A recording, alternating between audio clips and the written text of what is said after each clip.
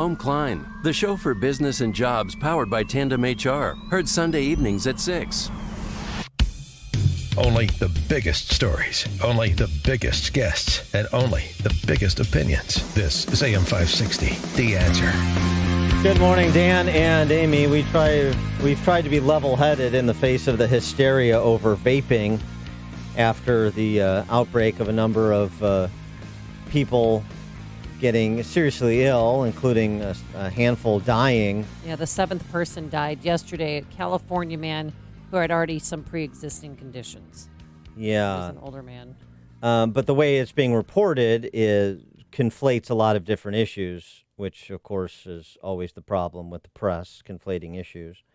And here's what we know. The Trump administration is moving to prohibit certain flavors of vaping cartridges on the theory they'll attract underage users. A Wisconsin-based drug ring discovered illegally producing vaping cartridges containing THC. Yeah, we talked about those two brothers. Yeah. This is where most of the illnesses have been confirmed to source. Not vaping the nicotine, the flavored cartridges, but THC-based oil, right? Mm-hmm. Yeah.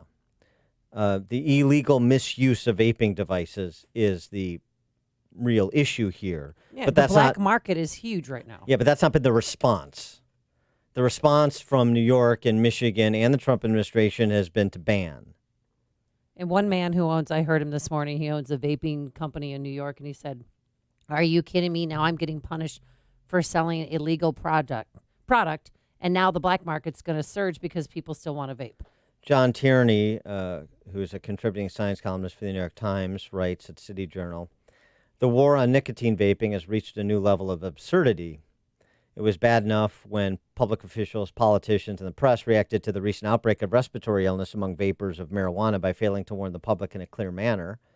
Instead of explaining the specific danger from vaping a certain kind of THC-infused oil, officials at the Centers for Disease Control and politicians like New York Governor Andrew Cuomo told the public to stop using any kind of electronic cigarette, which is kind of like responding to an outbreak of food poisoning by telling people to stop eating."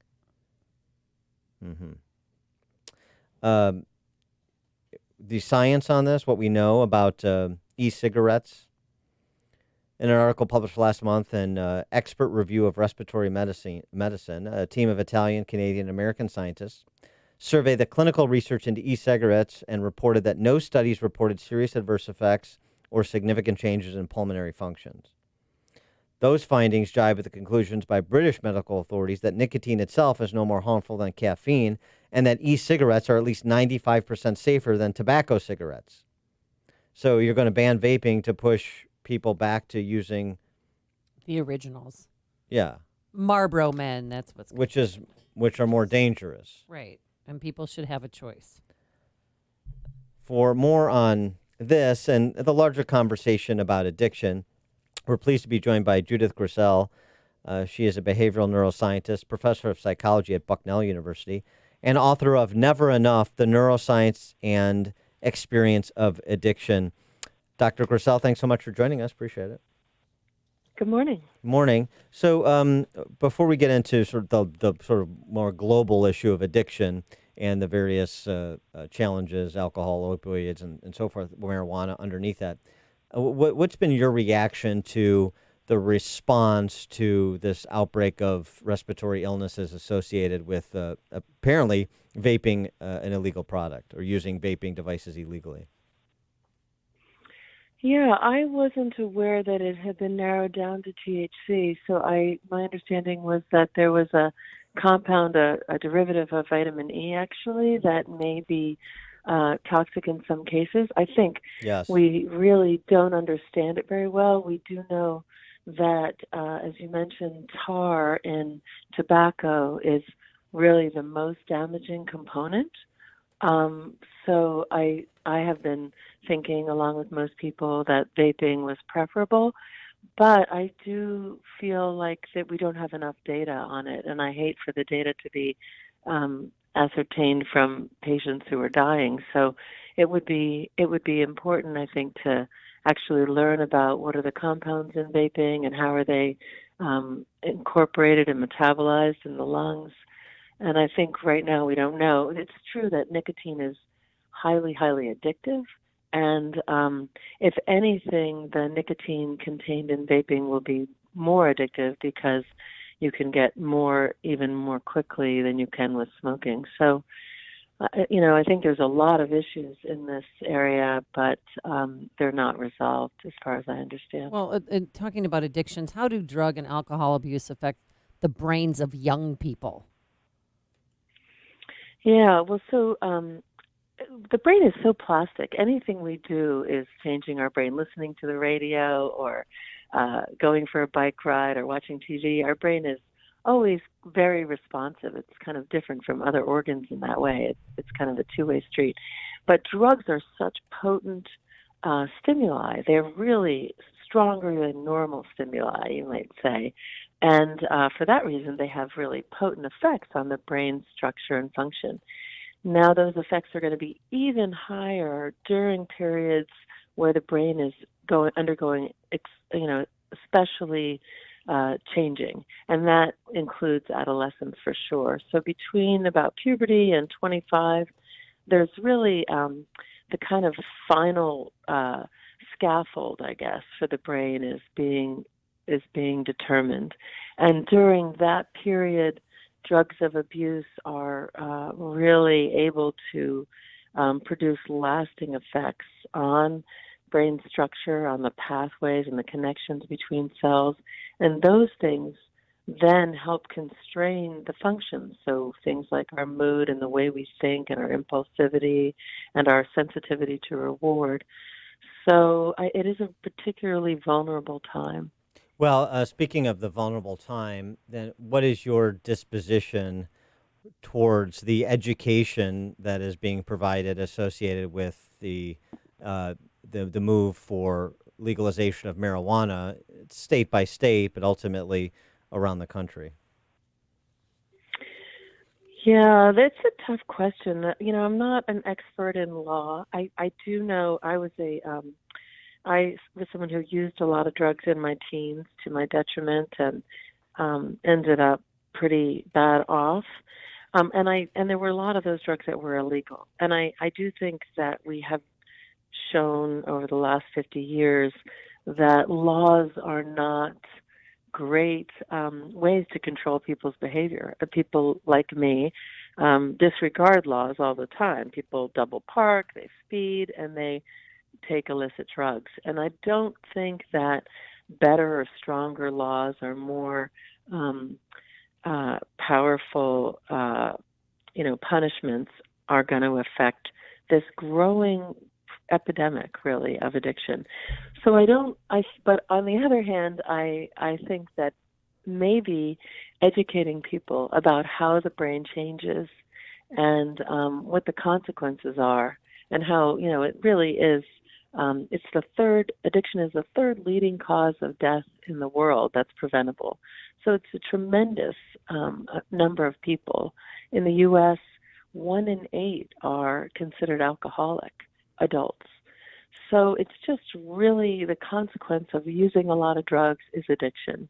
And it's more likely if you use those drugs during adolescence, but anybody can become an addict. And so I think a better understanding of the science of that, it might help people make better choices, ahead of time. Well, yeah, that's sort of what I think, that's sort of what I was going to. It's a little bit like, like the education on smoking, on smoking cigarettes. I mean, yes, there's laws that limit it, but it's still a legal product. But smoking has gone down significantly because of the education, because people know exactly the connection to awful health outcomes. And so the problem I have with a lot of the discussion around, say, marijuana legalization, because that's such a hot political topic right now, is treating marijuana like it is a vitamin rather than a toxin, and making these sort of morally dubious arguments. Well, if one thing is illegal, then everything should be illegal. If one thing is legal, everything should be legal.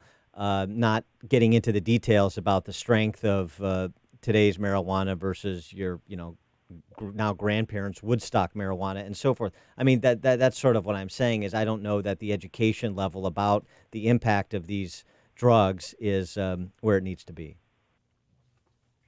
No, surely it's not. I think,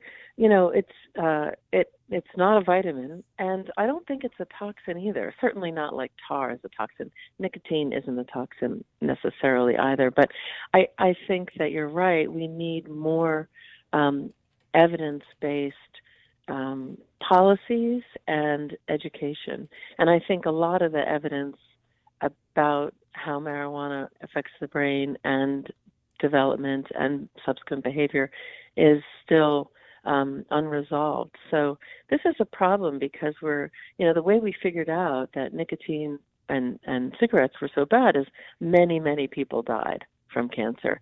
And I think, it's a shame that the behavior that we engage in around the world isn't, it's kind of ahead of the science often. And I guess that's just the nature of human beings. But I do think we need more clarity there. Well, just on the point of it being a toxin, that's not my opinion. That's the opinion of Peter Bach, who is the pulmonary physician at Memorial Sloan Kettering Cancer Center in New York. He wrote an op-ed in the New York Times about medical marijuana, saying it's a toxin, not a medicine. It impairs judgment and driving ability. It increases the risk of psychosis and schizophrenia. Smoking, it damages the respiratory tract. He cites a 2017 study from the National Academy of Medicine calling the evidence of these harms substantial. And, those sorts of opinions are not being amplified by the media necessarily because they're, advocates for drug legalization. Yeah. Okay. Well, I think all the association with psychosis and the effect on subsequent addiction is true. I guess I think of a toxin as something that damages cells, and both nicotine and THC are not directly damaging to cells in recreational use. I am against using marijuana, not because I think it damages lives more than cells, and I don't think there's evidence that it's medicinal. The cannabidiol, which is one of the components of marijuana plants, is not addictive.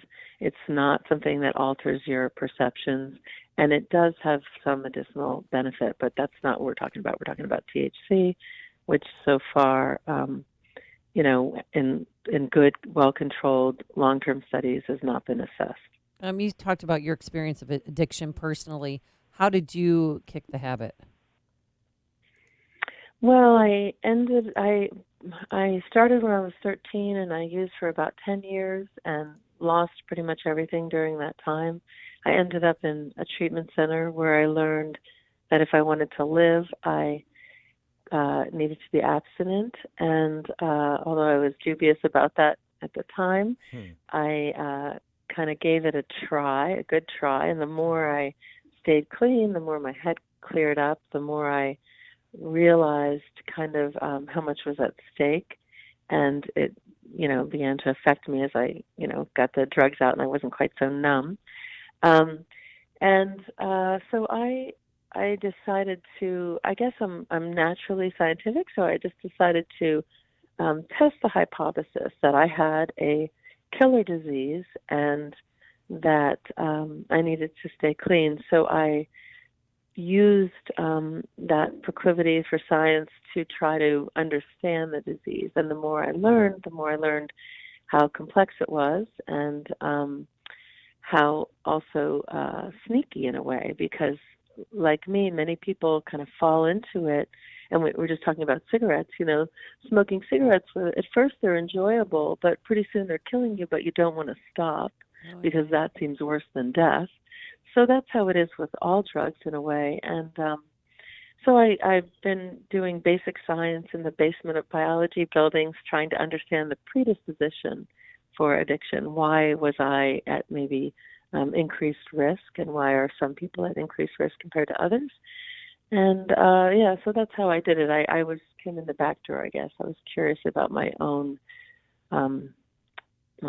downfall. I wanted to get your take on opioid addiction, too. I mean, so pervasive that it's literally reducing the life expectancy of particular cohorts in America.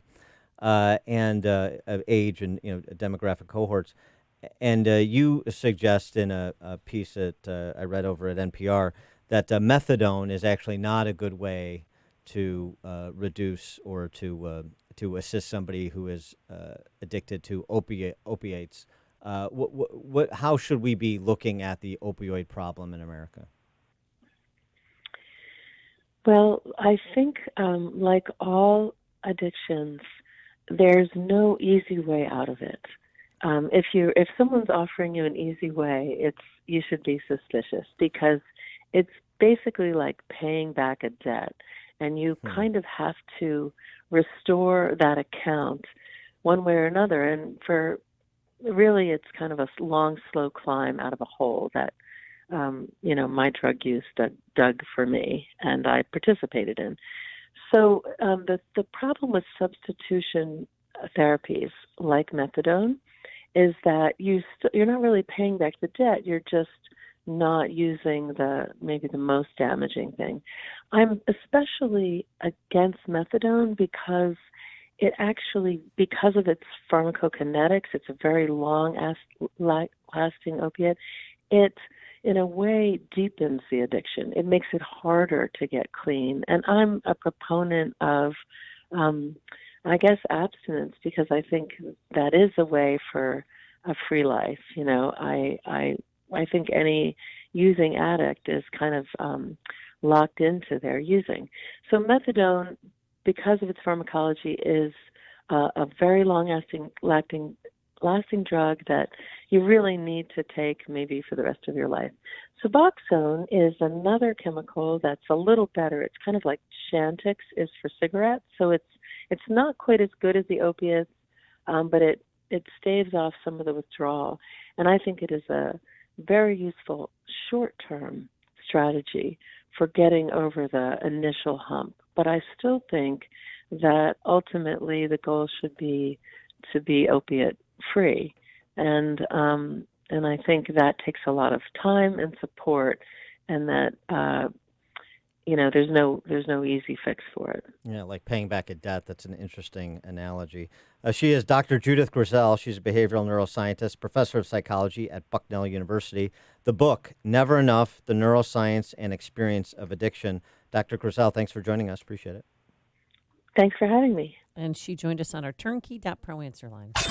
Before you see it on TV, share it on Facebook, or read about it in the paper, hear it here first. This is Chicago's Morning Answer on AM 560. The Answer. The Lou Dobbs Financial Report is brought to you by Signature Bank, helping local businesses succeed. Visit signaturebank.bank for your commercial